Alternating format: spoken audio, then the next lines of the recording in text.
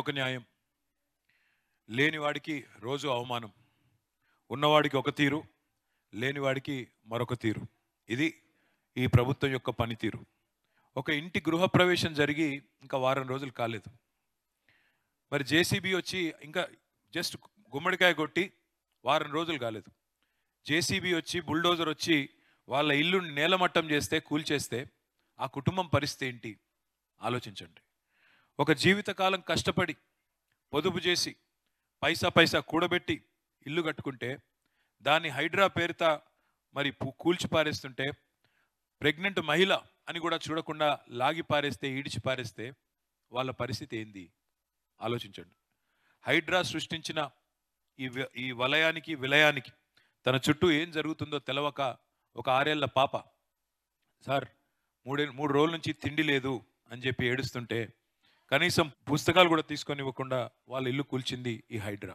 పేదవాడికి ఒకలాగా, ఉన్నవాడికి ఇంకోలాగా నేను ఉత్తగానే అంటలేను.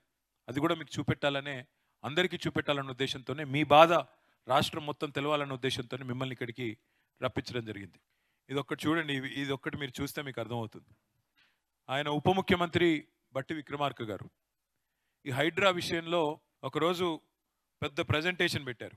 ఎంతమంది అధికారులను కూర్చోబెట్టుకొని మేము చేస్తున్నది ఏదో చాలా గొప్ప పని అన్నట్టుగా ప్రజెంటేషన్ ఇచ్చారు. ఇంత పెద్ద మీటింగ్ పెట్టి, అంత పెద్ద స్క్రీన్ పెట్టి ఒక 15-20 పేర్లు చెప్పారు. ఆయన అర్ధగంట లోపల 15-20 ప్రాజెక్టులు అక్రమం అన్నట్టుగా, అదేదో చెరువుల్లో కట్టినారన్నట్టుగా ఇష్టం వచ్చినట్టుగా మాట్లాడారు. ఇవాళ మరి ఏం జరిగింది? ఇవాళ పేదవాడి ఇల్లేమో కూలిపోతుంది, పేదవాడి ఇంటి మీదకి బుల్డోజర్ వస్తుంది. మరి ఆ 15 ప్రాజెక్టులు మాత్రం ఒక్క ఇటుక కూడా చెక్కు చెదరకుండా అట్లాగే అన్ని బాగానే ఉన్నాయి. అంటే ఏం జరిగింది దీని వెనకాల?